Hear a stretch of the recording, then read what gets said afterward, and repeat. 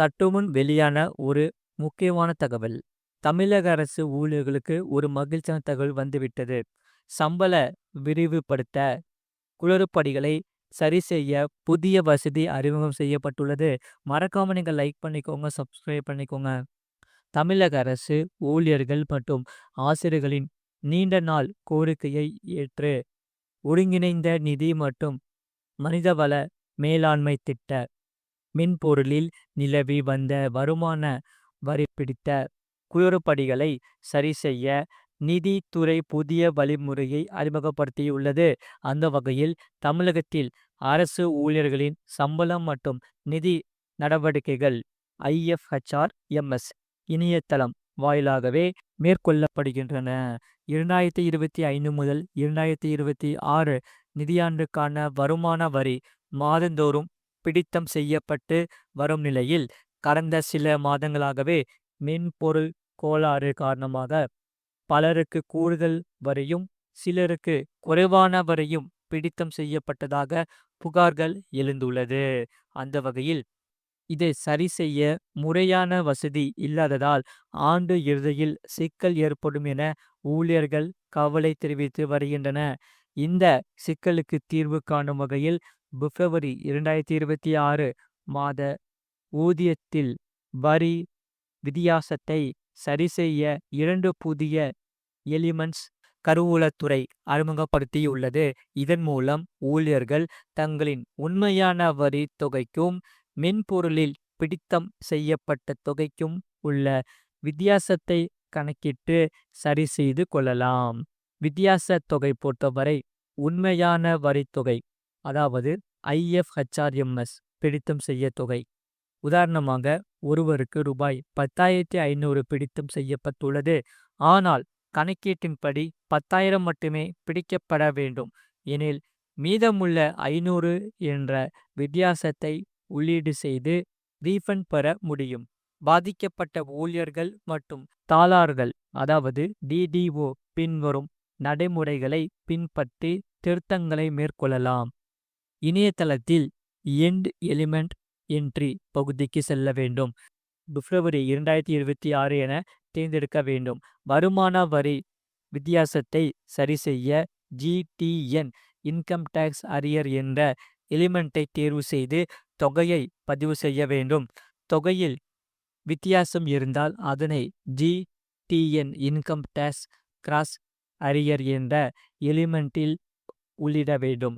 இந்த திருத்தங்களை மேற்கொண்டு அப்ரூவல் பெற்ற பிறகு பிப்ரவரி மாதத்துக்கான ரெகுலர் ரன் செயல்படுத்தப்பட்டால் சரியான வரி கணக்கீடு ஊழியர்களின் ஊதியத்தில் பிரதிபலிக்கும். இந்த புதிய வசதியின் மூலம் வரி பிடித்தல்கள் நிலவி வந்த குழப்பங்கள் முடிவுக்கு வரும் என்பதால் அரசு ஊழியர்கள் மற்றும் ஆசிரியர்கள் மகிழ்ச்சி அடைந்துள்ளனர். மறக்காம நீங்கள் லைக் பண்ணிக்கோங்க, சப்ஸ்கிரைப் பண்ணிக்கோங்க. அதே சமயம் மூத்த குடிமக்கள் கவனத்திற்கு, ரயிலில் மீண்டும் வருகிறதா கட்டண சலுகை? அதாவது இந்திய ரயில்வே மிகவும் முக்கியத்துவமான ஒன்றாக இருந்து வருகிறது. அந்த வகையில் தினசரி லட்சக்கணக்கானோர் ரயிலில் பயணம் செய்து வருகின்றனர். பயணம் செய்வதற்கு எளிதாகவும் அதே சமயம் குறைந்த கட்டணத்தில் டிக்கெட் கிடைப்பதால் மற்ற வசதிகளை விட இந்திய பயணிகள் ரயிலை தான் நம்புகின்றனர். இந்த நிலையில் இந்திய ரயில்வேயில் மூத்த குடிமக்களுக்கு வழங்கப்பட்டு வந்த டிக்கெட் சலுகைகள் மீண்டும் அமல்படுத்த உள்ளதாக தகவல்கள் வெளியாகி வருகிறது. இந்த மூத்த குடிமக்கள் மத்தியில் மகிழ்ச்சியை ஏற்படுத்தி உள்ளது. இதில் டிக்கெட் கட்டணங்களில் 50% முதல் 70% வரை தள்ளுபடி கிடைக்க வாய்ப்புள்ளதாகவும் இந்த செய்தியில் கூறப்படுகிறது. இதன் உண்மை என்னவென்றால் தெரிந்து கொள்ள வேண்டும். அதாவது இந்தியாவில் கொரோனா பரவலுக்கு முன்பு மூத்த குடிமக்களுக்கு இந்திய ரயில்வேயில் கட்டண சலுகைகள் இருந்து வந்தன. 58 வயது மற்றும் அதற்கு மேற்பட்ட வயதுடைய பெண்களுக்கு மொத்த டிக்கெட் கட்டணத்தில் 50% சலுகை வழங்கப்பட்டது.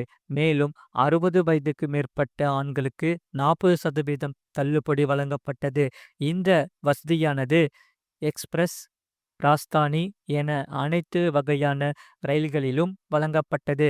இது மூத்த குடிமக்களுக்கு பெரும் நிம்மதியை அளித்து வந்தது. மருத்துவ சிகிச்சை, ஆன்மீக பயணம் மற்றும் குடும்பத்தினரை பார்க்க செல்லும் முதியவர்களுக்கு பெரும் நிதி உதவியாக இருந்தது. அதே சமயம் கொரோனா தொற்றுக்கு பிறகு மூத்த குடிமக்களுக்கான இந்த சலுகையானது நிறுத்தப்பட்டது. நிதி பற்றாக்குறையை சமாளிப்பதற்கான இந்த சலுகை நிறுத்தப்பட்டதாக மத்திய அரசு அறிவித்தது. அதன் பிறகு தற்போது வரை இந்த சலுகை மீண்டும் கொண்டு வரவில்லை. இந்த நிலையில்தான் மீண்டும் மூத்த குடிமக்களுக்கு 50% ரயில் டிக்கெட்களில் சலுகை வழங்கப்பட உள்ளதாகவும், பெண்களுக்கு 50% தள்ளுபடி இருக்கும் என்றும் சமூக வலைதளங்களில் செய்திகள் பரவி வருகின்றன. அதே சமயம் ஐஆர்சிடிசி இது குறித்து விரைவில் அறிவிப்பை வெளியிடும் என்றும் கூறப்படுகிறது. இருப்பினும் சமூக வலைதளங்களில் பரவி வரும் இந்த செய்தியில் எந்தவிதமான உண்மையும் இல்லை என்று கூறப்படுகிறது. இந்த மூத்த குடிமக்களுக்கு ரயில் டிக்கெட் சலுகை என்று மத்திய அரசோ அல்லது ரயில்வே எந்த ஒரு அதிகாரப்பூர்வ அறிவிப்பையும் வெளியிடப்படவில்லை. ஆகையால் இது குறித்து நாடாளுமன்றத்தில் எழுப்பப்பட்ட கேள்விக்கு பதிலளிக்க ரயில்வே அமைச்சர் மற்ற நாடுகளை விட இந்தியாவில் ரயில் கட்டணம் மிகவும் குறைவாகவே உள்ளது என்று சொல்லப்படுகிறது. ஆகையால் மூத்த குடிமக்களுக்கான சலுகைகளை மீண்டும் வழங்கும் திட்டம் தற்போது இல்லை என்றும் தெளிவுபடுத்தினார். இருப்பினும் இது குறித்த பேசுகையில் தொடர்ந்து இருந்து கொண்டேதான் இருக்கிறது. தற்போது சமூக வலைதளங்களில் பரவி வரும் செய்தி உண்மை இல்லை என்றும், இந்திய ரயில்வே நிர்வாகமும் அல்லது மத்திய அரசோ வெளியிடும் வரை எந்த ஒரு தவறான தகவலையும் நம்ப வேண்டாம் என்றும் கேட்டுக்கொள்ளப்பட்டுள்ளது. மறக்காம நீங்க லைக் பண்ணிக்கோங்க, சப்ஸ்கிரைப் பண்ணிக்கோங்க, உங்க ஃப்ரெண்ட்ஸ் அண்ட் ஃபேமிலிக்கு தெரியப்படுத்தும் ஷேர் பண்ணிக்கோங்க. இந்த செய்தியை பற்றி உங்க கருத்துக்கள் என்னன்னு கமெண்ட் செக்ஷனில் கமெண்ட் பண்ணுங்க. உங்களுக்கு ஏதாச்சும் டவுட் இருந்தால் கமெண்ட் செக்ஷனில் கமெண்ட் பண்ணுங்க. அதை நாங்கள் பார்த்துட்டு கண்டிப்பாக உங்களுக்கு கிளியர் பண்ணிடுவோம். உங்களுக்கு வேறு என்னென்ன செய்திகள் தேவைப்படுதோ அதையும் நீங்கள் கமெண்ட் செக்ஷனில் கமெண்ட் பண்ணிக்கோங்க. கீழே லெஃப்ட் சைடில் கீழே பார்த்தீங்கன்னா ஒயிட் கலர் பாக்ஸ் இருக்கும். அதான் சப்ஸ்கிரைப் பட்டன். அதை நீங்கள் சப்ஸ்கிரைப் பண்ணி வச்சுக்கோங்க. பக்கத்தில் பெல் பட்டனை கிளிக் பண்ணி வச்சுக்கோங்க. அப்போ தான் நாங்கள் போடுற வீடியோஸ் எல்லாமே உங்களுக்கு ரெகுலராக காமிக்கும்.